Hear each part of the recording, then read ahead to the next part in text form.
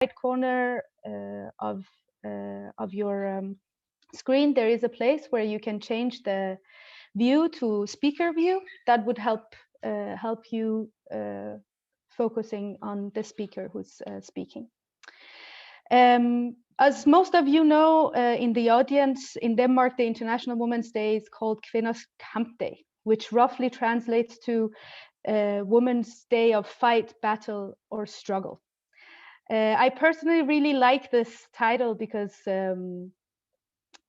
first of all, not people can't give you roses, which I really find it's nice, because it really encourages all of us to discuss women's rights issues and to hear women's voices.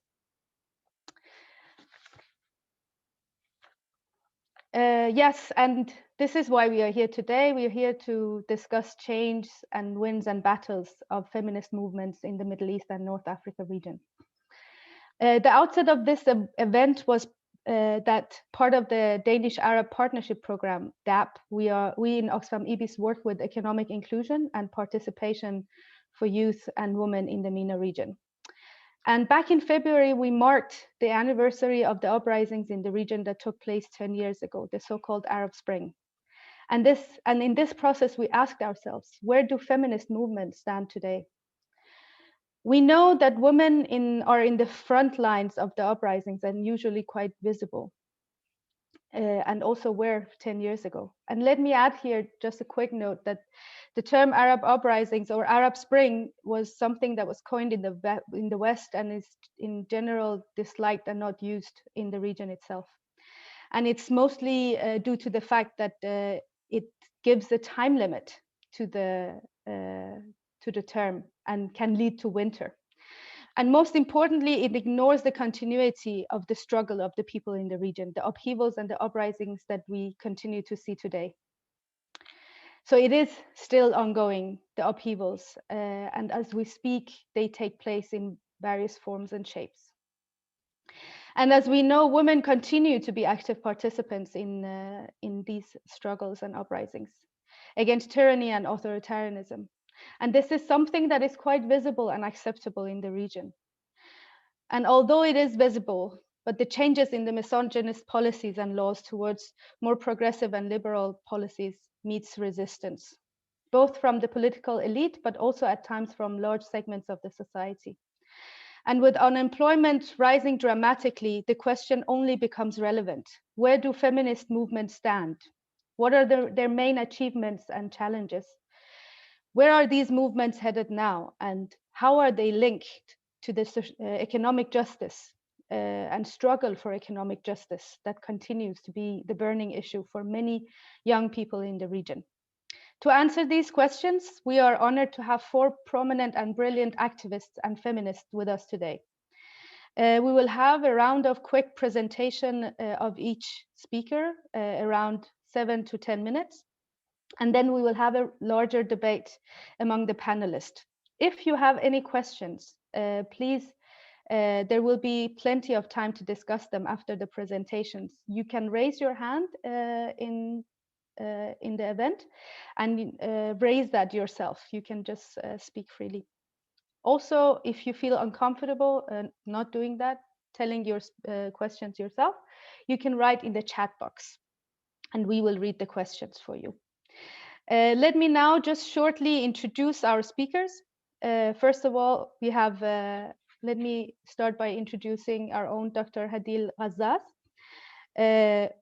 who is working in Oxfam International as Regional Gender Justice Coordinator, who's a feminist activist and researcher, a prominent one that works on gender-based violence and empowerment of women. She will be leading our discussion with our young feminist leaders. And with that, let me introduce Besan Jaber from Jordan, researcher and activist who focuses on the studies of globalization and gender and works with inclusion and community-driven approaches and safe spaces for girls and women. Next, we have Amani Aruri, a Palestinian human rights defender who's also part of the Youth Local Council of Eastern Bani Zaid in Palestine. member of the UN Women Gender Innovation Program. And she works with social justice and gender-based violence. She's also engaged in ensuring that the voices of women are heard in the debates on women's rights issues. And last but not least, Asmaa Abu Mezied from also Palestine, who works on economic development and social inclusion, addressing issues of gender development, climate change in the agriculture sector. Her research focuses on the care economy, women's collective organizing, and economic sectors. With that, I would like to give the floor to Dr. Hadeel Qazzaz. And please, Hadeel, take the floor. Thank you so much. Thank you very much, Nagma, and good evening, everybody. I'm so happy to be with you in the spirit of bread and roses, because I think many people, when they celebrate the International Women's Day, forget the suffering and the struggles that led to this celebration, and they forget the workers who died burning in a small factory somewhere around the world, or domestic workers who are kicked out in the streets, or women who are victims of gender-based violence everywhere almost around the world. They forget that there is so much uniting us than dividing us as women across the world. And they also forget that it's a struggle. As a young feminist friend and colleague, Lebanese friend, she said, this year we are not celebrating. This year we are going to have an anger storm. And she asked many women activists from the Arab countries, or Middle East and North Africa, to record their experiences to stop violence and stop discrimination. And I disagreed with her, because also there is a lot to celebrate for. Yes, the road is still long, and we have a lot to do. But even looking at the last few years, we feel that there are some achievements and some progress. Before starting, let me just send our condolences and support to my friend and colleague Lina Abu Habib, who was supposed to be with us today, and her name was advertised on the program.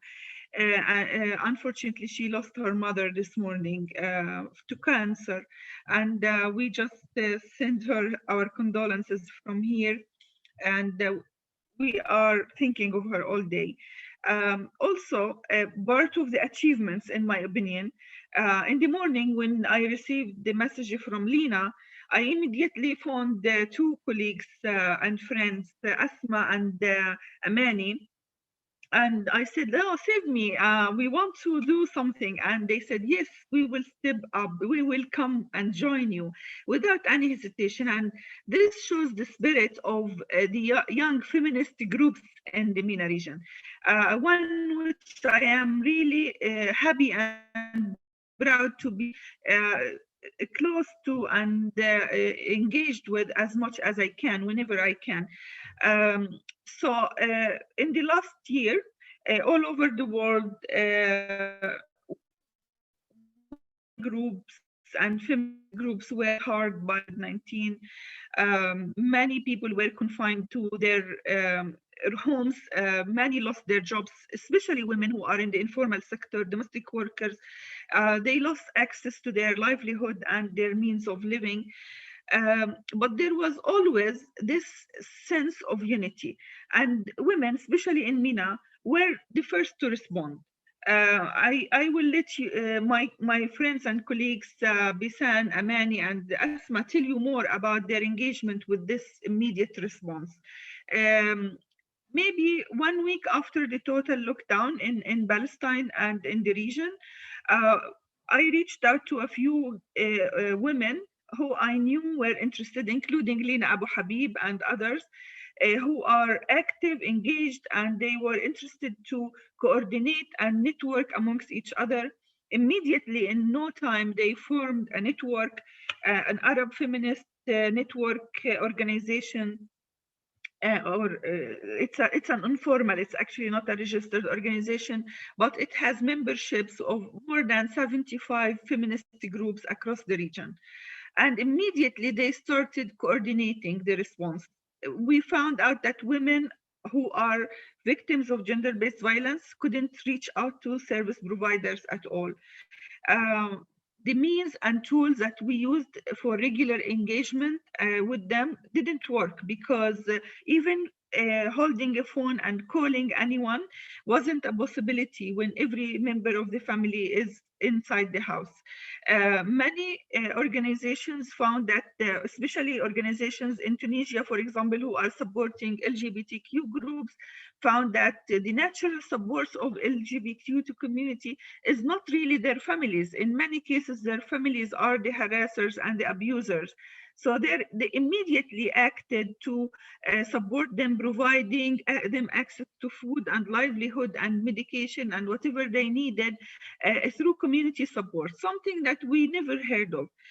I want to go back 10 years ago to the start or the beginning of the Arab Spring, when hopes were high for change, when hopes were motivated by the bread part of the bread and roses equation, where opening civic spaces and actualizing democracy, practicing people's rights, including, of course, women's rights, where was the hope and the dream. And those of you who are following, they know that these women were at the forefront of all the uprisings and the demonstrations. They also know that they were the hardest hit, and they were hit by their bodies, by by arrests, by defamation, by accusation, by all kinds of abuse, and they were pushed away or pushed back from the uprisings and the movements. However, in 2019, when we organized a feminist convening, and the idea was to bring older feminist generation and younger feminist generation from MENA, from the Middle East and North Africa, together to dialogue and discuss what's next. And it was such a rich and interesting experience, and the women there highlighted certain issues that they're lagging behind, including issues around sexual and reproductive rights, digital safety, economic empowerment for women, women access to justice. And then 1 week, we go back and the uprising, the most recent uprising in Lebanon starts. And here I am sitting in my home and watching some of the activists who were participating in the feminist convening in the forefront of the uprising. And what was refreshing and self-assuring is the slogans that they were holding. For the first time, and so different from 10 years ago, there was feminist slogans, there was demands for women's rights openly and explicitly, and women were asking to have a place on the table, not anymore following anyone, but actually shaping the agenda. I know some of the participants in our feminist convening actually left their jobs and joined the uprising. They were leading in the streets, they were forming community committees, they were doing whatever they can, and they realized also in a place like Lebanon, where the situation, the case is a failing state really, that what is expected from them is much more. So I guess my point is, the experience, the last 10 years experience of feminist activism in MENA, it transformed the way women see themselves in different ways. The first and most important one, in realizing that there is a lot to learn from each other, and there is a strength in networking and in linking with, across across countries in transnational approach, where they not only learn from each other, but they help each other to set a more progressive agenda that can confront the pushback that they face in their day-to-day engagement in their communities, in their local communities. They also realize that there is no social change without actualizing women's rights and without addressing the difficult parts of women's rights when they talk about their sexual rights and health rights. They realize also that gender-based violence a shadow pandemic, as declared by the UN, is affecting each and every one of us. And without ending this, without boldly and strongly addressing these issues, it's not going to change. And this issue is one of the political change. It's part of opening the civic spaces in the region. I just throw these ideas for now, and I would like to welcome my young feminist colleagues who I know each and every one of them and how they think, and I really admire them, to tell you also about their experiences. This is a generation, the three speakers behind me, I think they were very young at the beginning of the uprising, and I don't know how much they remember or how much they were engaged in that process at that time. Maybe their feminist views were shaped in the last 10 years. I will let them speak about their experiences, and then the way we will engage in a more open dialogue with you, but also amongst us, because I think it's an interesting experience. None of these women ever met each other.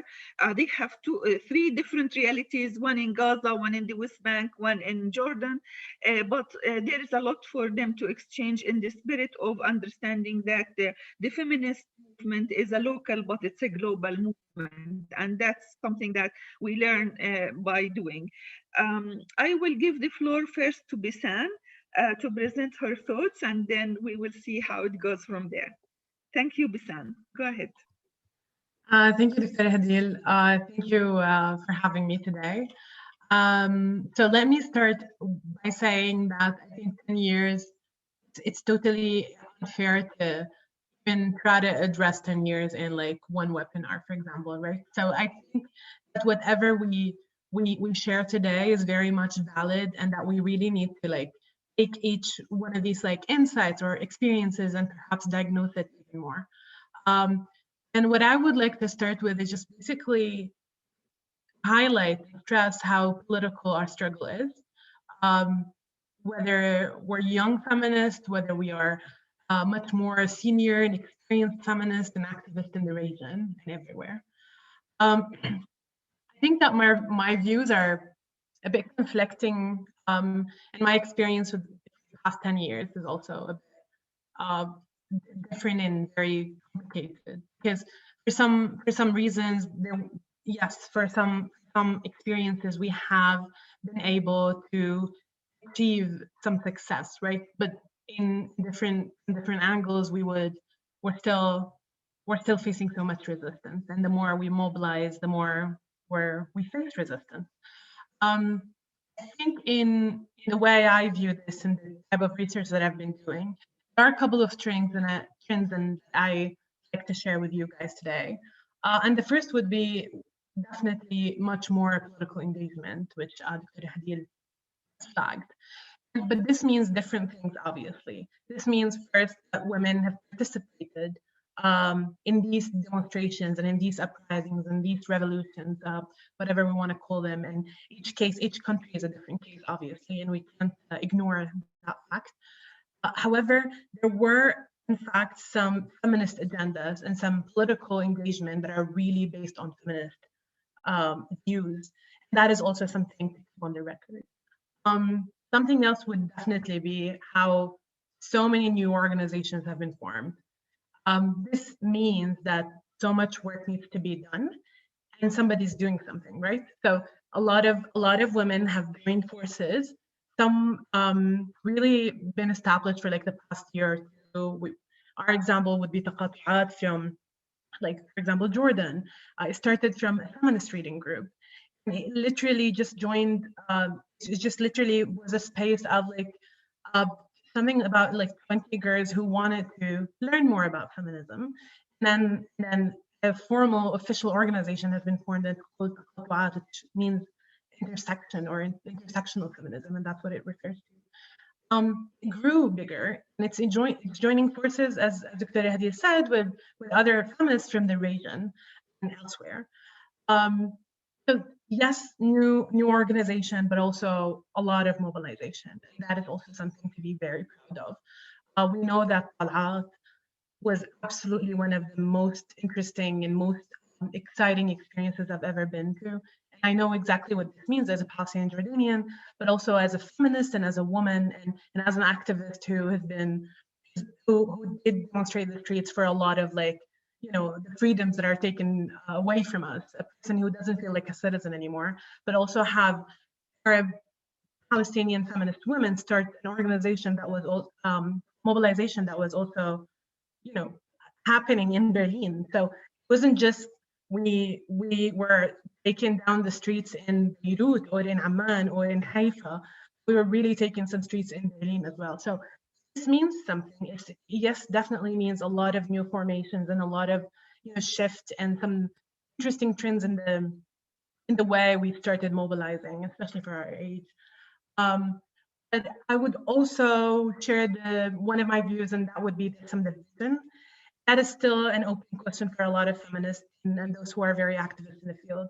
By division, I may refer to two things more. That some would be a division of roles, and that when we know that a lot of organizations are doing different things. This also means sometimes divisions in ideologies and divisions of agendas. But again, each country is a different case. I know in Jordan, there is a progress because a lot of people have been really sitting on one table and willing to have conversations. And some have different experiences. Some are very experienced as feminists and they come from the 70s movement. And some are women who joined the force 10 years ago. For me personally, I think a lot, as Dr. Hadeel has mentioned, perhaps a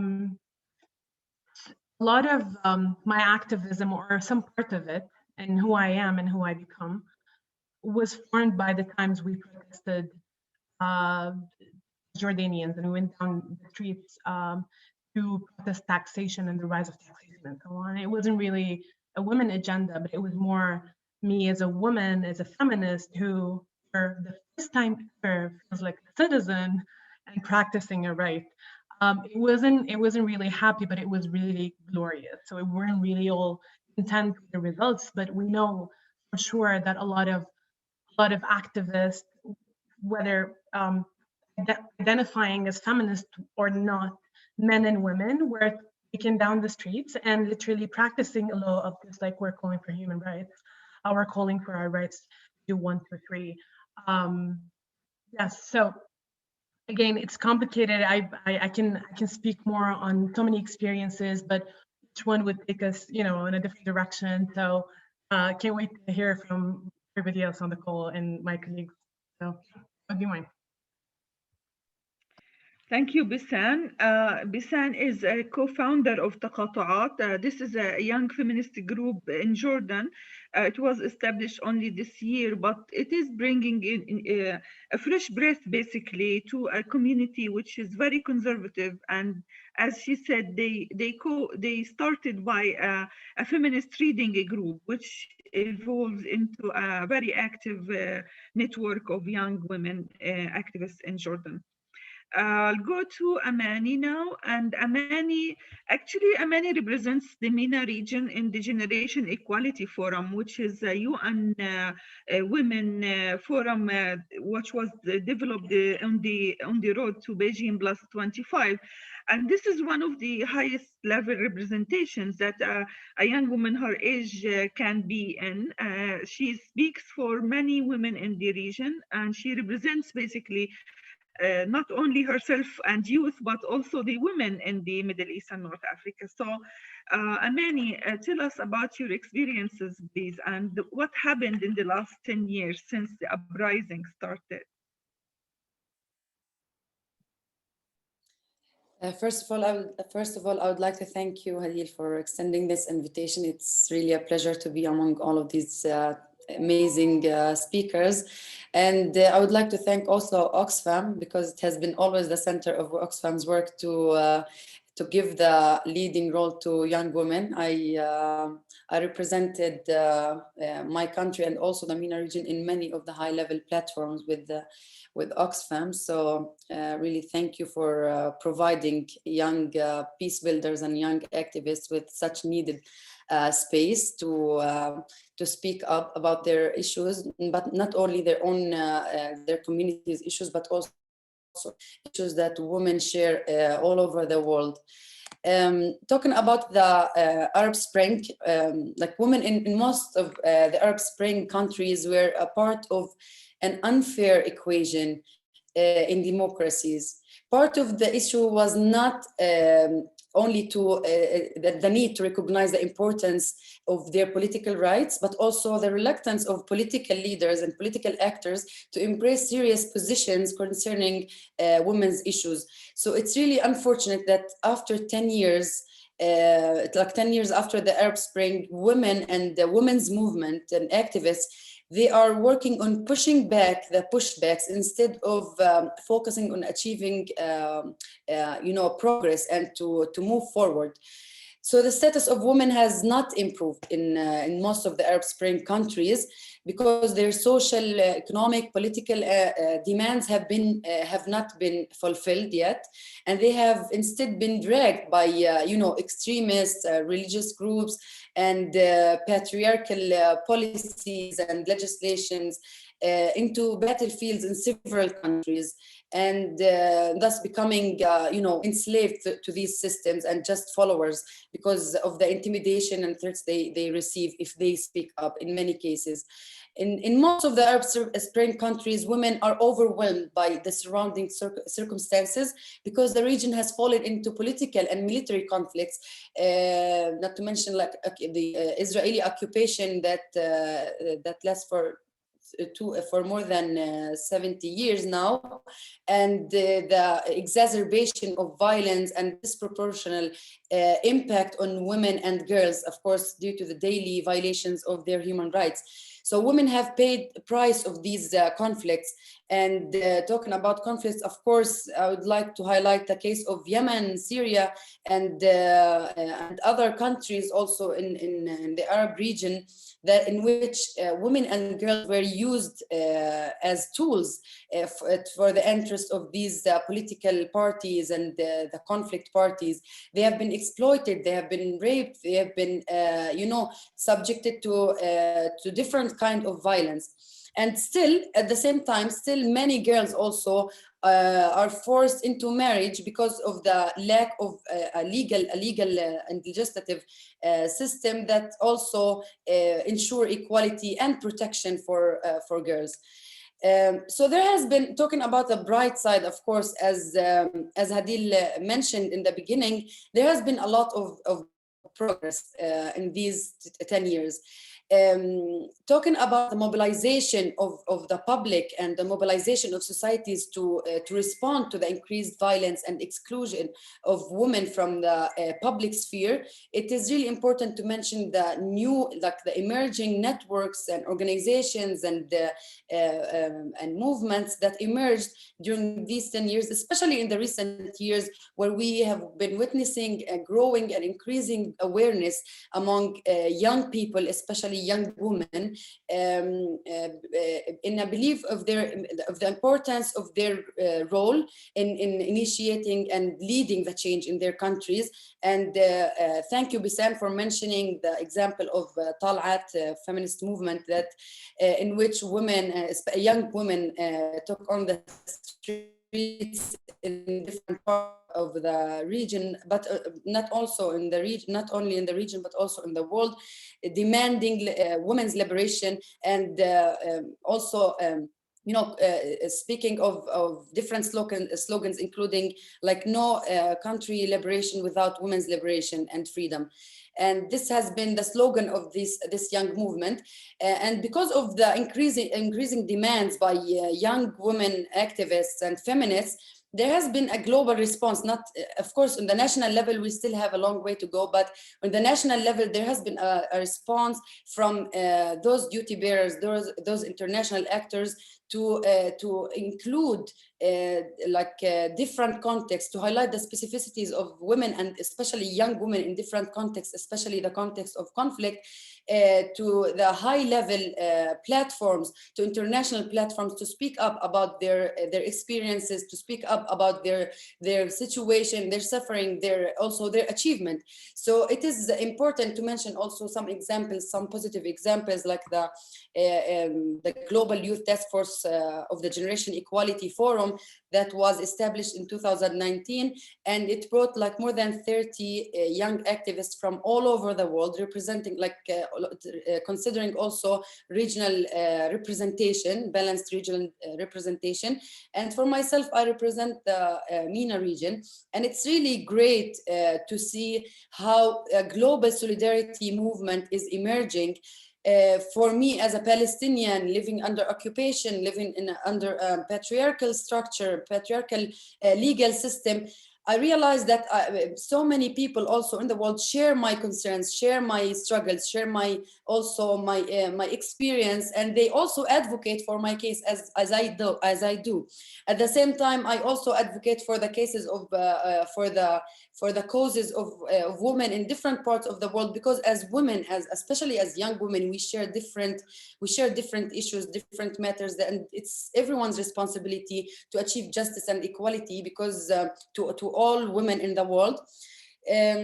It's true that gender equality was not a primary focus of the Arab Spring, and at some point it was perceived that there was a huge concerns that because women were taking on the streets, there was a perception by extremists and conservative groups that this movement is a women's movement. But at the same time, it was not primarily focused on women's issues, but women took leading roles in the protest, despite the threats and intimidation and being exposed to gender-based violence. So over the last decade, some countries have seen slight increases in female representation in government, but generally in the region has done little to improve the status of women. Still in countries like in Egypt, Tunisia, that of course that on the legal aspect, it achieved most of the progressive steps in the region, but still women in Tunisia and Egypt, they are speaking out more against injustices they face.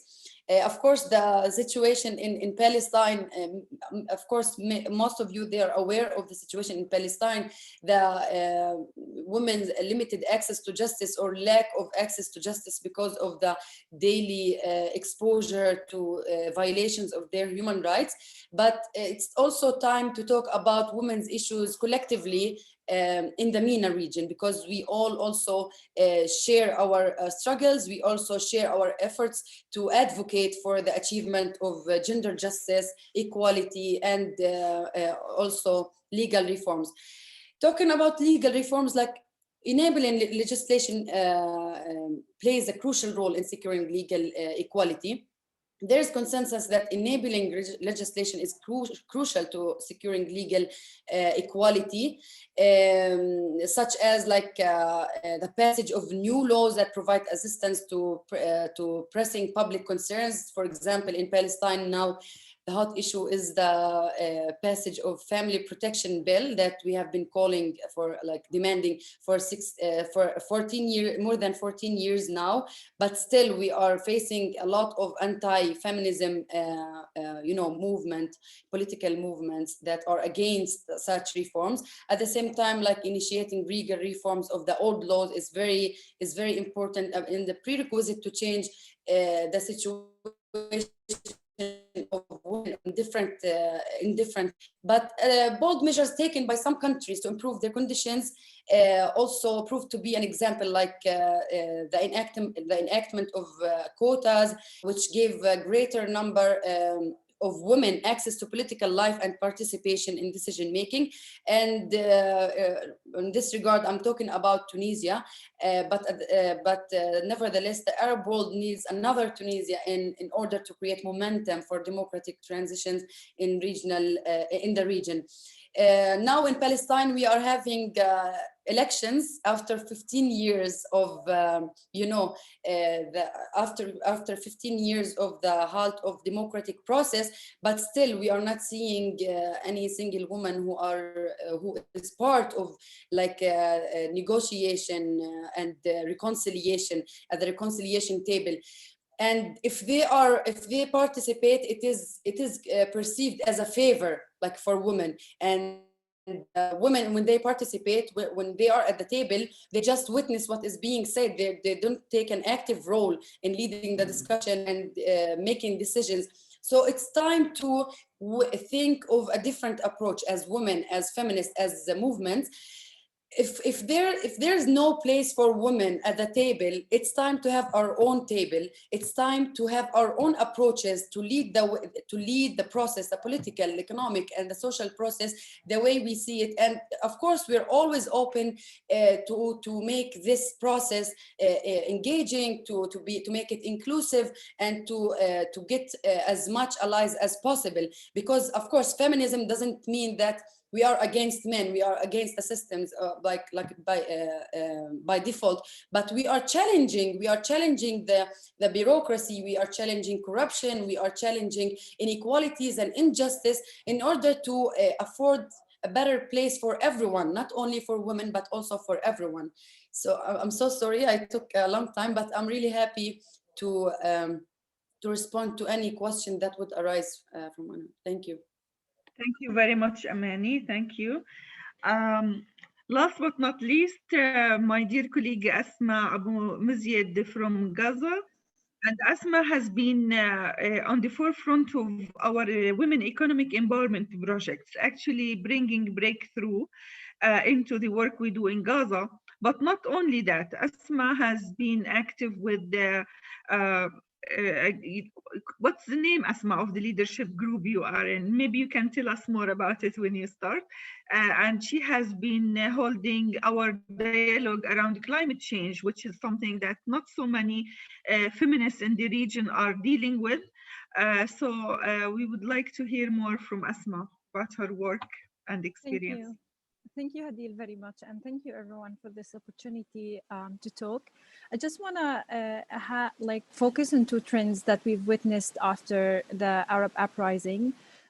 Maybe the first trend is like how social media was pivotal in the Arab uprising and also in connecting the Arab region together, and how this tool has also evolved within the feminist movement. And we are witnessing a lot the use of social media for mobilizing and lobbying, particularly in the Arab region. But what's most interesting for me and my favorite is the existence, like 5 years from now, like 5 years ago or 10 years ago, I wouldn't have seen so much content about like feminist movement on my social media account that is written by like Palestinian feminists or Arab feminists or feminists that I can relate to, that enables me that we are talking the same language, that our struggle is a struggle that is founded on something that is shared rather than something that is very difficult for me. So now, like I can like name like at least on the top of my head 5 like feminist groups from Jordan, from Palestine,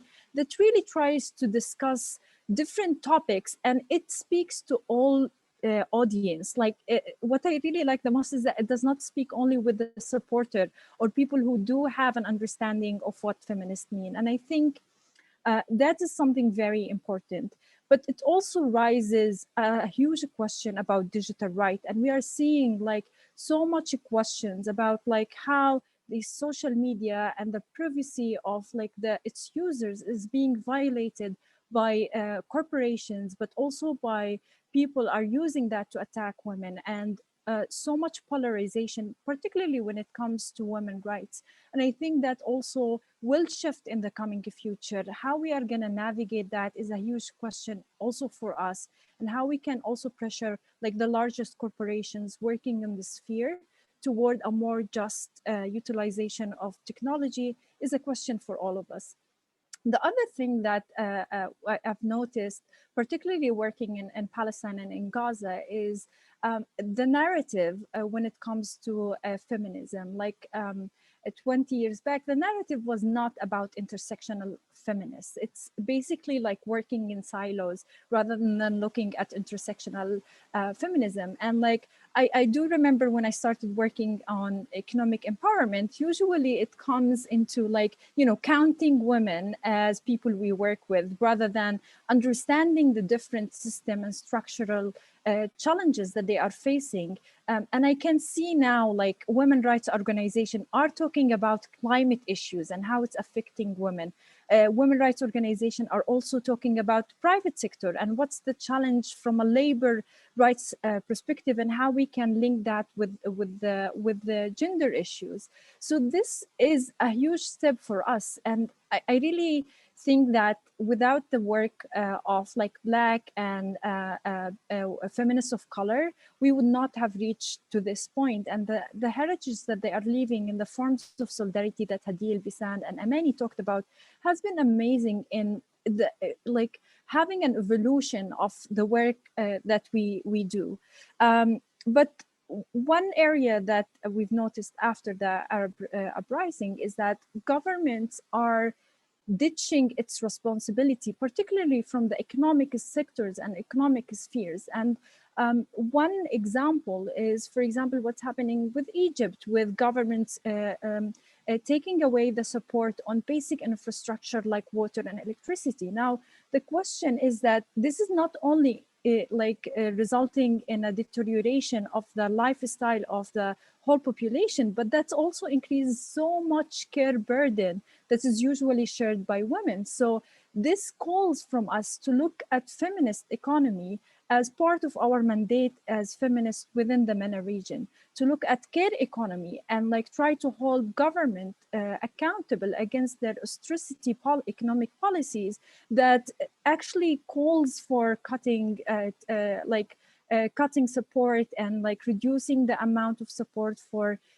ministries like health ministry, education ministry, that is usually women end up shouldering all that burden.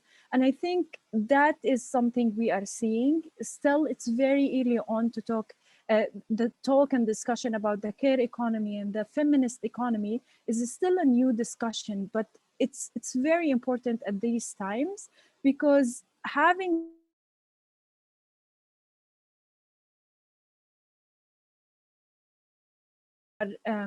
like discussing all together. And I think that COVID-19 and we've witnessed a lot of like feminist organization when COVID hit, calling for an agenda of an economic feminist reconstruction and response to COVID. But government were not even interested in having that response. And I know that Feminists in Lebanon has really put an amazing plan on a response for COVID that includes all different spheres of lives that government could have put in place. But as Amani and Besan mentioned, we are facing a lot of resistance and pushback, and we end up in a circle where we are fighting the pushback rather than progressing forwards. But what I really want to leave you with is that within my work in agriculture, particularly, we are witnessing how within the MENA region, food insecurity is increasing more than we can think. For example, in the Gaza Strip alone, 80% of its population is food insecure. And without understanding how we are also facing the climate challenge, the food insecurity is going to increase much, much more. And the responsibility for providing food security to the family is usually shouldered by women. So having an understanding of how can we encourage like an intervention that also cater for the nature and cater for women's needs and cater for an education of a younger generation that focus on that intersectionality is very, very important. I'll just leave you with a last thought is that what I witness is the young feminist within the MENA region is also holding the older generation of feminists accountable. Through this discussion, we are like having a challenge that is very healthy in all movement that that challenge oppression, because within Palestine context, unfortunately, grassroots movements is being channeled and institutionalized, and that's a threat to a really strong movement that have actions on the ground. But we are witnessing that challenge. It is a step forward, and I think we will still continue to see so much progress, and we will still continue to see pushback. But I think the spirit is there. So, and thank you for listening. Thank you very much, Asmaa. And don't you love these young voices from Mina?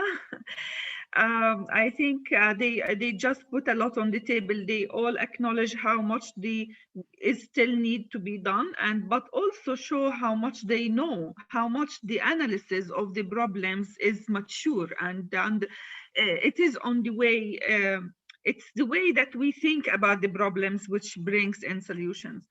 I would open the discussion now for you. Anyone who would like to participate, maybe you can just unmute yourself and ask any questions or add any comments or suggestions or ideas to the table. Or if you would like to just write or type your questions, please do. In the meantime, just to recap, I just want to say the challenges that are new but with old manifestation in a new form, something like the digital security, for example, something like the engagement in feminist analysis of the economy.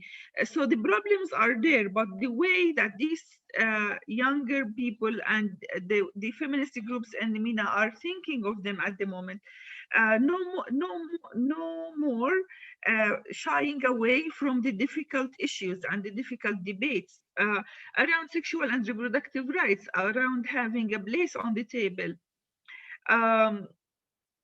So while I'm waiting for any questions or suggestions, I would like also, yeah, Nagma, I can see your hand. Thanks so much. I'm just going to open up, and I'm sure there will be a lot of questions to come. Just to give you a heads up, raise hand is in the left, in the right corner in button down. So my question, I'm really interested to know more about how economic justice issues are linked to feminist movements in the MENA region. And both, I mean, all of you actually did mention it, and especially Besan and Asmaa mentioned issues connected to the uprisings against unjust tax systems, but also the care economies. I wanted to ask, I mean, usually, at least in the West, when we speak about the women and the MENA region, we mainly discuss issues related to social justice, or or issues related to gender-based violence, and also all of you mentioned intersectionality approach. I wanted to know, can you elaborate more?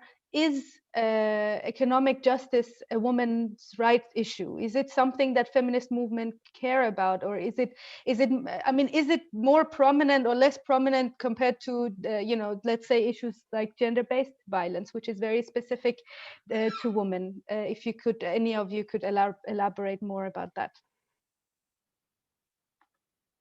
Thanks. Yes, Besan. I'd like to start by highlighting one of the things that we haven't yet touched upon, and that's funding. So many of those organizations, and I know this is partly related to the conversation and the debate around economic justice, and by that I mean, for example, the funding for feminist organizations, but also the trends in the fund and what kind of like issues are prioritized and what issues are aside. And by that I mean there's some competition for feminist groups and activism organizations that are actually performing different types of activism over this resource of money. And as my colleagues mentioned, some governments are ditching the roles, but some other governments are really fighting back. By that I mean actual politicization of politicalization actually of feminist, any feminist kind of movement, or women's rights movement, or human rights movement, and you can take that, on different agendas. And by that, or referring to this, and I actually mean, if you don't have the support and the resources to actually work on certain issues, you're definitely held back. If competition is also playing a role, this is another obstacle. But what does it actually mean for women in the region is different from what it actually means for feminists and activists. And I think I strongly promote and advocate that we redefine what economic justice actually is for our context. And it shouldn't, as Nagma, as you referred, in the West we would speak about A and B, but in here we're still negotiating, or we're negotiating something different. It doesn't have to be, on a scale, but it can be Z and Y, for example, right? And by that, we have to speak about what unemployment is really leading us towards. And we really have to speak about the classism on geographical levels. It really means something for Jordanians, because for a woman who lives in other governances, literally, like everything literally means different things, right? So for a woman who lives in the north, her experiences are different, her access is different, and everything else also the same, on the same sense. But Iraq the same, perhaps Lebanon as well. So that kind of like that economic struggle looks different in each country. And I always stress it because we can't keep stressing all of this together in the same. But yes, I'll happy to elaborate more. But yes, I would say classism, unemployment, definitely taxation and the rise of that. No political representation. So just the fact that you don't have actual security for food and living, you don't even have the legal access to demand, to have the representation, to have somebody in the government really calling for the rights, for your labor rights and everything else. So yes, different issues, definitely.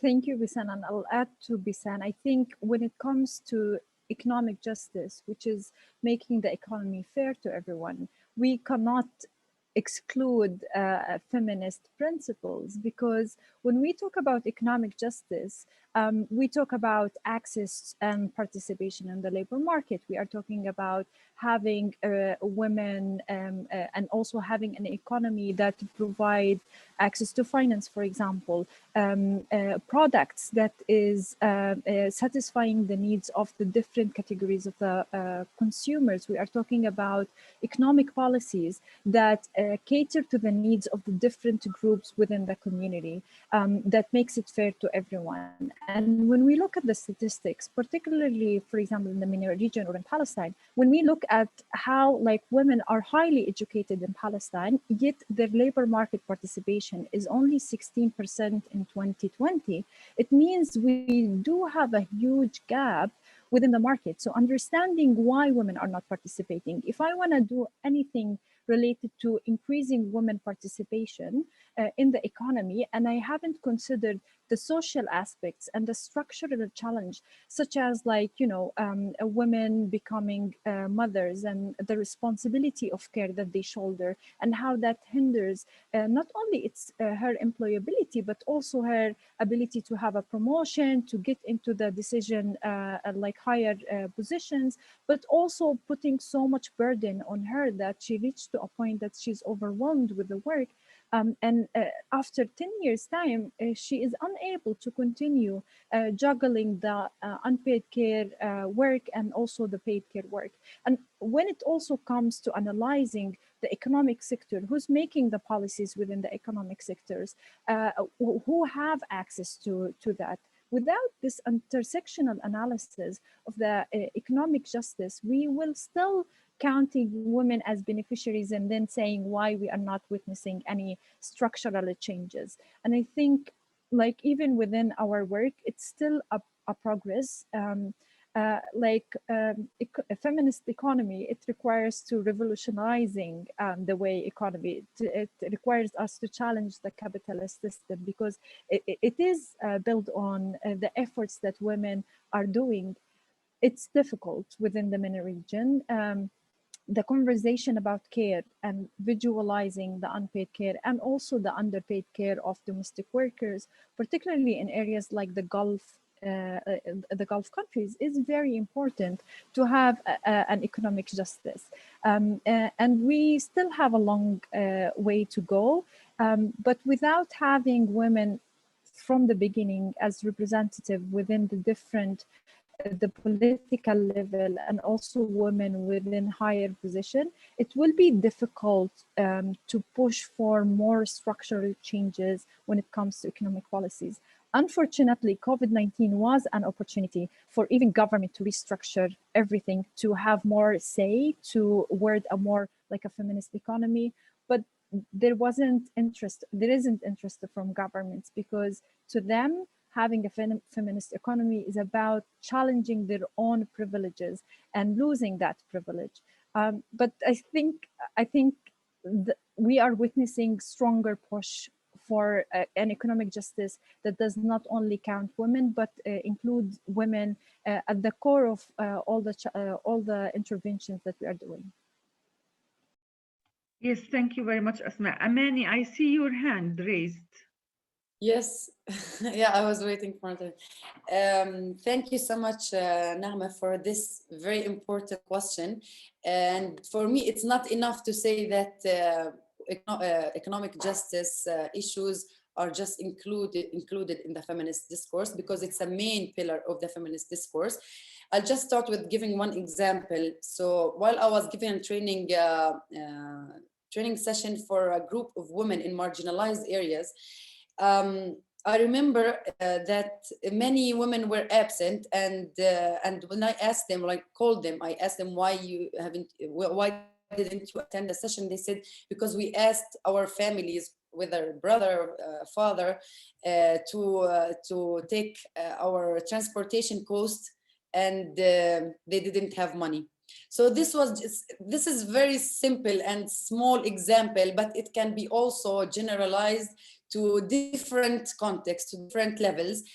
An economic independence is a prerequisite for political participation. It's a prerequisite for women's independence, because if women do not have control over the resources, over their income, over also their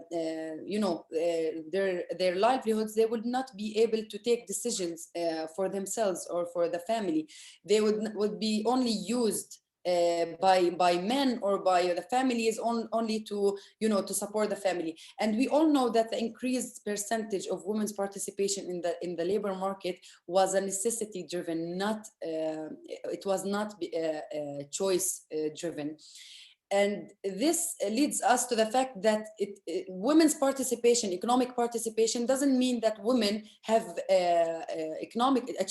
achieved economic justice, because economic justice means that the existing of laws and regulations that give women equal opportunities as men when it comes to resource sharing, when it comes to wages as well. We know that in all of the Arab countries, we have a huge gender wage gap. And women, even in higher positions, in leadership positions, they are not paid the same wages as men, because the gender stereotype, because discrimination exists, because women's roles and have not been recognized and valued. So it's really important to mention also the efforts of feminist movements in the Arab countries, calling for demanding economic justice. For example, we led in Palestine, we led a campaign on a joint marital property right, which doesn't exist in the Palestinian laws. We have been calling to pass this law to protect women's economic rights inside the marriage institution. Another campaign that we led, also calling to pass inheritance law, because also in the Palestinian legal system, we don't have law to protect or to ensure that women have their economic rights of inheritance. A lot of examples to mention, but it's really important to highlight that it is not only empowering women to achieve economic justice, but it is also empowering girls, because they are also the most impacted by limited access to justice, limited access to economic justice, limited access to resources. And you can imagine how the inability to access these resources will hinder them, those girls and young women, to pursue their, their potential. Thank you. Yeah, thank you all for this. So we can say that both in the informal and formal economy, women in the MENA region are disadvantaged. This region has the lowest women economic participation in the world. And at the same time, we know that women are highly educated. They reach universities in a place like Palestine. They are even higher. They are 62% of the university students. But this doesn't translate into economic opportunities because of the patriarchal society. I think now I just want to ask a question to the participants and even the group. I mean, I encourage you to ask your questions in the chat or to raise your hands and just come in. But also one common thing in the MENA region is the shrinking civic space, where women are pushed to the private sector, to the private sphere, and they are not allowed to, where they don't have a space in many countries to participate publicly, where digital spaces were open for them to connect and unite, but at the same time, patriarchal rules of the physical space actually rules the cyberspace as well. And they find themselves in many cases harassed and pushed back, and in many cases defamed or killed or treated in a very offensive way. For you, what does it mean to live under shrinking civic space or even closing civic space? And how you think some of the ideas that you voiced around feminism and around the transformation, because obviously, as we heard from you, nothing will change without actual transformation to existing systems. How do you think transformation is possible under this closing space? And maybe I'll start with Asmaa this time and go the other way. Thank you, Hadeel. Before talking about how transformation can happen in these spaces, I just want to share like a personal reflection. For me, as a Palestinian feminist, I usually feel that I am in the corner, because challenging and talking about like patriarchal oppression of Palestinian women can be used by the overall occupation, and it can be used against the Palestinian feminist movement to justify the injustices that is happening to the Palestinians and the oppression that happens to the Palestinians from the occupation. So like, whenever even I wanna like push for something, I have to weigh it like carefully, like particularly if I'm expressing my opinion in the physical, in the virtual spaces and digital spaces, and if I'm talking in an English language or an Arabic language, and that's something that is really like, it's a silent form of silencing, let's say, of having these two conflicting ideas. I think regarding the physical spaces, as someone living in Gaza, where literally the civic spaces has already been shrinked like a long time ago, and I remember whenever we tried to do one initiative, it's called Walk Gaza, where we wanted to screen documentaries showing different issues of social issues from around the world and having discussions on these topics, including like feminist topics. It was extremely hard to find an organization that can host a group of young people who are not part or under the umbrella of any formal organization. And the first question we would ask, like, what if like you have discussed something that is a bit difficult? What if you have raised a question that is sensitive? And that was very difficult. We tried to do that many times, the screening, we managed to do like a few times, but then we stopped because the purpose of this initiative was not to jeopardize people, but rather than engage them in a conversation that's also in a safe space. And I think, as I said, I really feel technology and digital spaces could provide that angle. But like for like Palestinian feminists talking about also the occupation oppression to Palestinian women, that is not a safe space. Digital is not a safe space, but it is a safe space for discussing like the patriarchal oppression of the Palestinian women. I think there are movements currently happening with the safety of the internet and health of the internet that tries to find angles where we can have more safer spaces when it comes to digital rights. We still, like the Arab representation in these groups is still very minimum. So we are looking at how can we navigate that. But I also wanna say is that the digital spaces really create so much polarization that takes away from the physical space. I remember living in Gaza and not being able to travel like to different parts of Palestine. And that's an issue for like the majority of the people in the Gaza, particularly women. It's very difficult to have really connection and solidarity among feminists. For example, if I want to see Besan in Jordan and have the discussion that Hadeel talked about in the first feminist movement. So I think we still need to work more on how we can make the digital spaces as much safe as possible to discuss the different types of issues that women face. I think there are efforts currently being done around the globe. We just need to connect with them and try and have a pilot. And I really want to hold international organization accountable a little bit. This is talking as not as my Oxfam hat, because they do have some kind of privilege and protection that, for example, feminist groups that is not associated have, also local organization does not have. So it is also, I want to also hold them accountable in how they can create safe spaces that can enable that kind of connection and networking toward more concrete changes at different levels. Thank you. Yeah, thanks, Asmaa. I don't see Amani, so maybe we go to Besan. What does, Amani, here you are. What does, yeah. I'm sorry. What does living in a shrinking or closing civic space means to you? You talked about elections.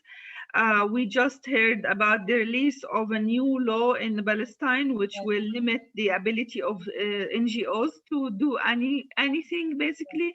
There are lots of limitations, but also you have been traveling across the Arab world and you have connections with the feminists from other countries, including in places like Tunisia, where everyone thinks that this is the oasis of freedom, but what we hear is not very promising. So tell us what feminists can do to do real transformation in these closing spaces. Actually, what we are experiencing now, especially in Palestine, it's like living in a dark age. Especially with the latest presidential decree on amending, it's not really amending, it's like I put it in quotations, amending the Associations Act, imposing different kind of restrictions on their activities, on their ability to manage their fund, on the percentage of their, a percentage of the salaries of their staff, even when it comes to reporting, and planning. Also, when it comes to planning, the plans of civil society organizations have to be in line with the plans of related ministries. So you can imagine how civil society organizations will end up in being tools for implementing the plans and strategies that we already refuse, and we already are criticizing as civil society organizations. Of course, the space available for civil society is shrinking, and it has been always the case, but there is more shrinking of that space available for organizations and for individual activists. And now we are focusing our efforts and calling the national governments and also international community to ensure the protection of feminists, of activists, and also especially also women human rights defenders, because they are being targeted by authorities, by local authorities. They are being targeted by conservative groups, different conservative groups. I just also want to mention the attacks that the feminist organizations in Palestine and also in other countries received after reporting on CEDAW, after calling also for the implementation of CEDAW, and that also was exacerbated. These attacks were exacerbated by using the online space, by using the internet, harassing women, intimidating them, threatening them of rape and killing. It was really bad that these women, these activists, these defenders could not find a legal system to protect their rights, could not find service providers to also to follow up on their cases, to provide them with the legal aid, to provide them with the counseling also. They have been living in threats only because they are demanding equality and justice for women, and they are demanding legal reforms. So even using the social media platforms, it has been censored also by local authorities.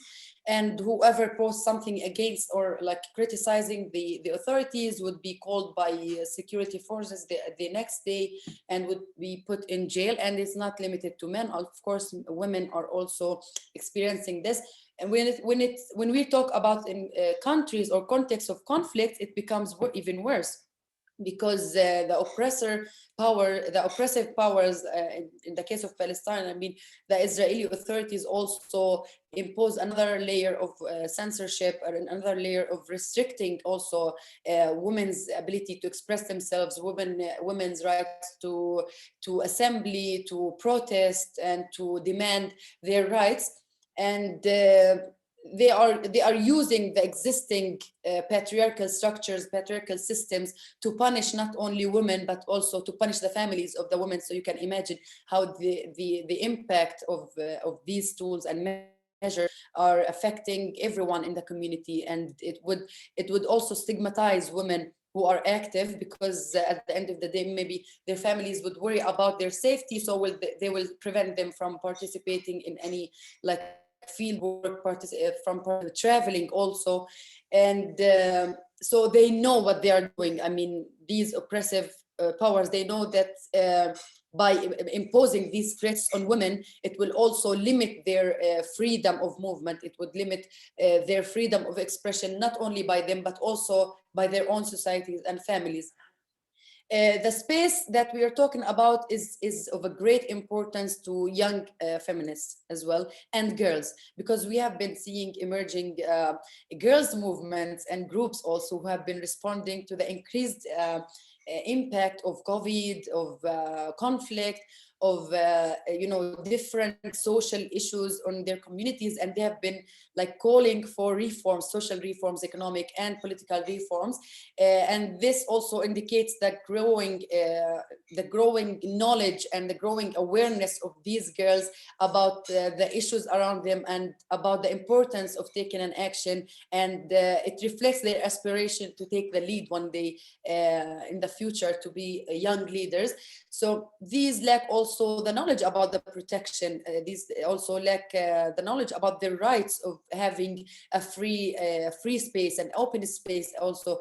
So I always urge feminist organizations and networks, when calling young feminists and movements and the girls also, to demand their right to have a free space or a safe space or open space, to take into consideration the safety of these girls and young women. They take into consideration to ensure the provision of protection for these women. Also, these women also need mentors, needs guidance from the wider generation. So it's really important when we talk about these demands, we are talking about an intergenerational effort. We are talking about collaborative work, because at the end of the day, as these restrictions at the first place they impact civil society. It is the responsibility, of course, it is the responsibility of everyone, but civil society actors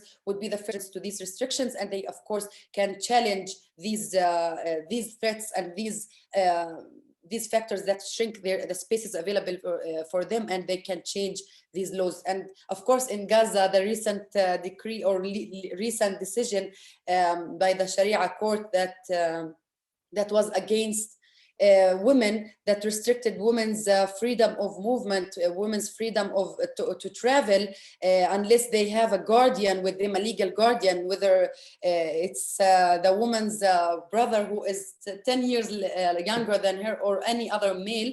But after the, after the outrage, after the rejection of civil society organizations, especially human rights and women's organizations, of such a decision, this decision was reversed only a few days after it was issued. So there are many stories to celebrate, many successes and achievements, as Hadeel mentioned, and we should, of course, always celebrate our efforts, our achievements, and also our desire to change. Thank you, Amani. Thank you. Besan?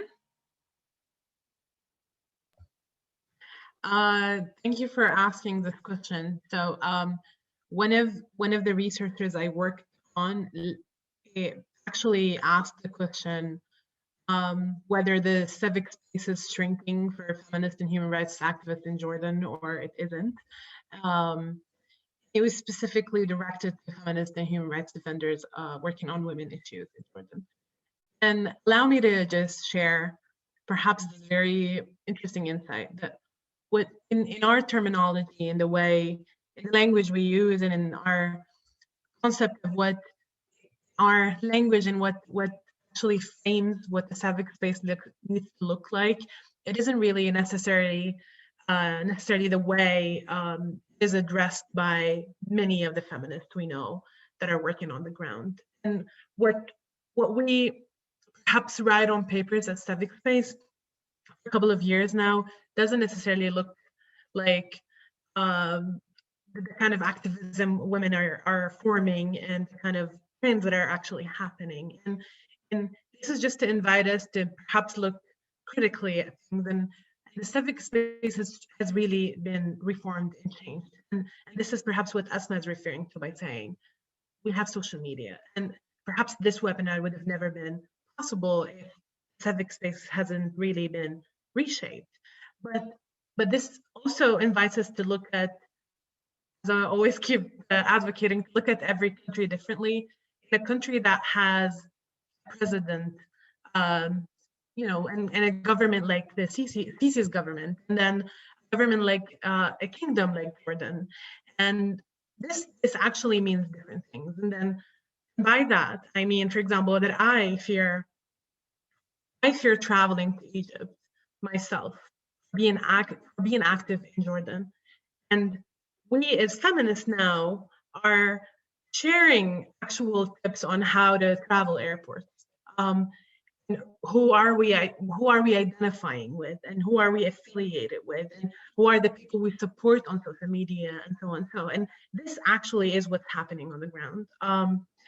And if we're really addressing the repressive methods that the regimes are using, whether they're using them in the private or in the public space, we really need to be thinking about the tools that are being adopted. And by that, perhaps I'm just referring to an idea that I shared earlier. In Jordan, the civil society organizations are, for example, in Jordan, civil society organizations really are working on, are actually the legalization of it really falls under the Ministry of Development. And if this says something, in practice, actually means that the political struggle is taken away from civil societies. If they're listed under development, they're basically working on, let's work on equal access. Let's work on, this is what activists really tell you. This is what founders of organizations really have been telling me. It looks on the ground really different from those on theory. Now, if you want to start an organization like we've done for Clubhouse, That was a huge struggle. To register a company, that's a huge struggle. To approve fund, that's a different restraint that you have to overcome. And then you fear for your life. We've been called by intelligence. We've been attacked differently. And this is what I mean by like, we have to really contextualize. If we're really looking into civic spaces, we really need to look at the regime that is governing that, the legal framework, obviously, but also what are feminists really doing? And why do you think that fatwas, for example, has been formed? It's literally because we found no representation.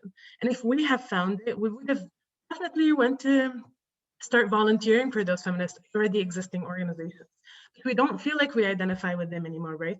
So we have somehow, whether intentionally or not, been forming our own civic space that looks different. And this is one of my personal observations, and obviously not enough literature is written on it yet. And this would be hopefully my further studies for my PhD kind of idea. There is a transnational feminist movement that is actually happening in the Arab world. And it's not just an intersectional feminist agenda, it's more. It's the fact that Asmaa and Amani and I are actually here on this webinar to speak for our colleagues in Egypt. For the fact that when I go to Beirut, I demonstrate the streets. For the fact that we've been inviting people to speak for our rights, and there are so many feminist organizations that are actually being established in Berlin, like Hammam Radio and other very innovative kind of ways to overcome these like restraints on these civic spaces. So there's so much research that needs to be done, and as a researcher, you know, you can't really state so much, but I know, like, I can speak for myself. It really means a lot to me when my Egyptian feminists are really kind of like sharing tips on if you're traveling through our airport, here's what you do. But if you're traveling through Beirut's airport, here's what you do. And this is the kind of actual women and feminist solidarity I'm looking for. Perhaps this is what's really building those civic spaces. Much more examples that we can, examples that we can share. But yeah, I think I'll leave you with that. Yeah, great, thank you. I think you touched on Nagma's question in the chat, but have a look, and if you want to add anything, please let us know. We are about to close. We didn't receive lots of questions from the floor, but one of the issues that really in my mind lately is especially informed and supported by COVID-19 experiences, is how we keep our mental health in this region. An issue that is not really touched upon by feminists in the region, and an issue that is very pressing and very interesting to see. What would you think as young activists, young feminists, about the state of mental health, and how do you keep it? Maybe how do you keep being threatened all the time, fearing for your lives at some points? How do you keep the strength and continue and go on in yeah. Okay. What does mental health mean to you? Can I start? Maybe. Yeah. So I remember in one of the Oxfam like feminist webinar, there was this person who shared this quote: "Rest is resistance." And to be honest, it resonated with me, but I didn't fully understand how can we rest. But then like my family members got COVID, and like we went into a series of, you know, trying to find medical care in Gaza, and how does it mean, and like, you know, staying up all night and taking care of your family members, and then like also you having to go to work the next day, and then like you also have to have the energy to go to work. And I think one of the main struggles that I have is that I didn't want to take rest because I think that there are so many things to do. I think that we have still a very long path to cross, and like by taking risk, I felt like I'm failing whatever I'm trying to do. On the contrary, I was trying to take more and more, just to reduce my feeling of like, guilt and failure. And I really think we don't usually talk about that. We don't talk about that. Sometimes we need rest. Sometimes we shouldn't, have all success or like steady steps toward change. Sometimes taking a step back is not failing the struggle that you are fighting for. On the contrary, it is recharging to continue. For me, one of my key point, or the way I navigate that, is through two things. One, I started gardening, and I think that was part of my work in agriculture. And it started as a naive concept that, okay, I want to have a garden. I want to have something beautiful to sit at when I'm tired. But then when I started gardening, I realized how much, how hard this work is, how much care you have to give to nature and to give to the trees, and how like you really have to have a calendar, when you want to garden, and like care of every step. But then the joy of like, spring, or seeing the flowers flourishing and so on, blooming, it really calm you down. And also like working with the soil, like with your hands, it takes away like so much of the stress because you disconnect. And I think that's also a break of the social media, that to some extent it can be very destructive. Like International Women's Day, like it was a headache because on that virtual space, the amount of like so much men making fun and bullying women, and women who speak about women accomplishment, International Women's Day, at that point, I had to stop myself from engaging in a discussion and trying to inform them, because that is not a constructive conversation that will take so much of my energy that I really need for that day. Another strategy that I use, and it really helps me, is that I do have friends from different parts of the world, like my Brazilian feminist friend, and every time in a month, we would gather and we would just talk. We would talk about so many things. We would talk about our work. We would talk about what we are trying to do. But it is a space for us to discuss things, reflect with no judgment. And that was the first rule we had in that group. I hope I haven't, and unfortunately in that group, I don't have a lot of like feminists from the MENA region, and hopefully that will change by this webinar. Now Besan and Amani is part of the group, but that's are the strategies I'm using currently in like trying to take a deep breath and rest a little bit before continuing work. Thank you, Asmaa. I want to hear from Besan and Amani, but if you can also be brief, just to respect people's time, because we are about to close very soon. Can I also just add a point very quick? Very quick, sorry, just because we are discussing mental health, I just wanted to assure you that the disruption that just happened was not intended. It's actually my husband who is taking care of our baby, and I think the baby has pressed the button. So just to make sure that this was not a disruption from any participant, he's just taking care of the baby. I'm sure something happened there. No, all our respect. We like men who take care of babies. So well done, well done. Thank you very much for doing that. You have our solidarity. I can answer really, really briefly, and mine would be, I'm still learning how to.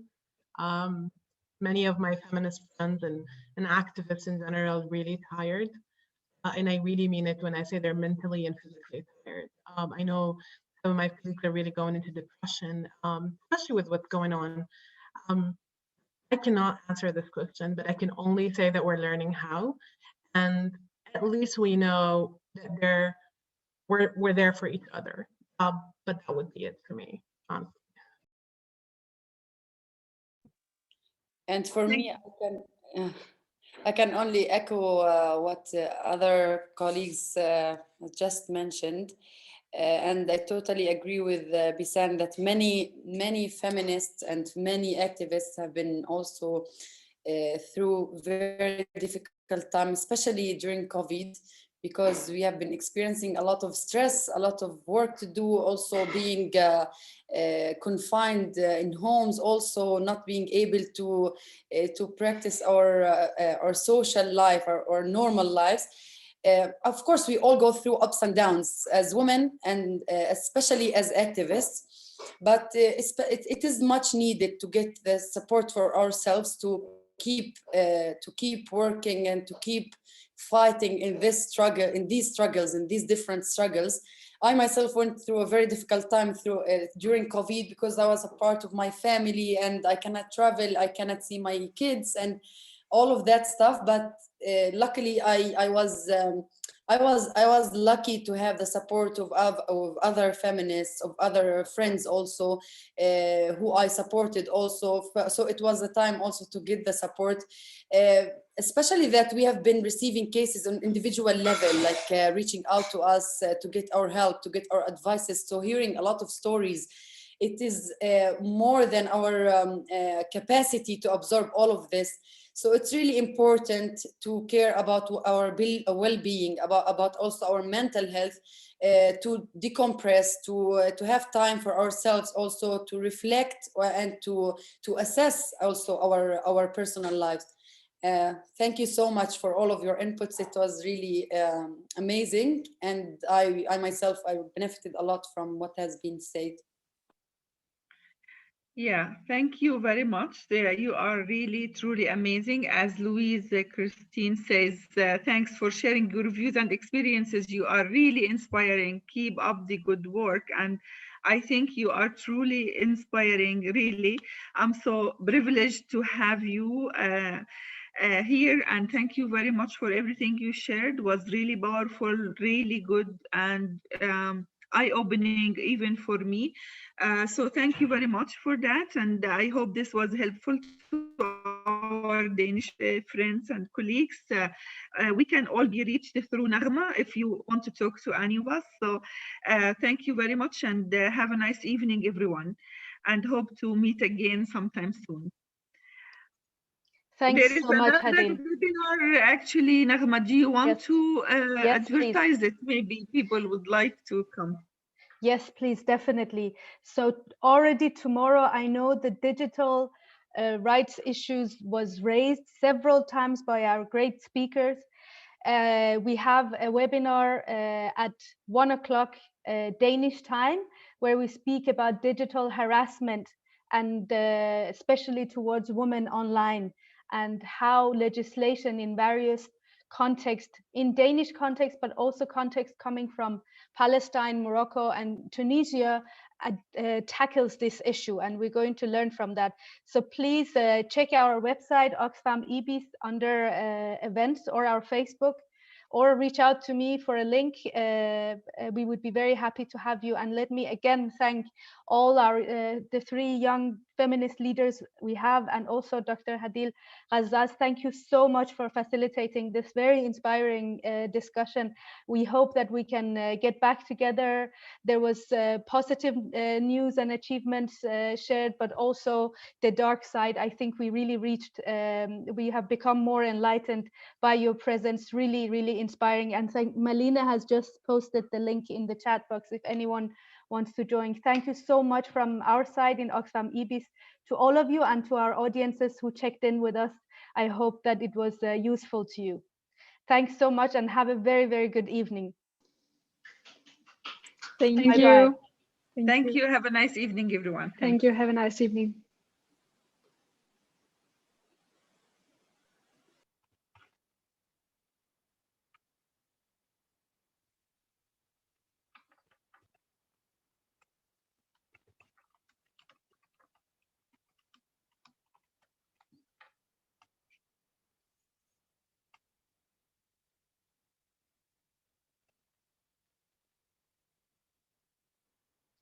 Thank you.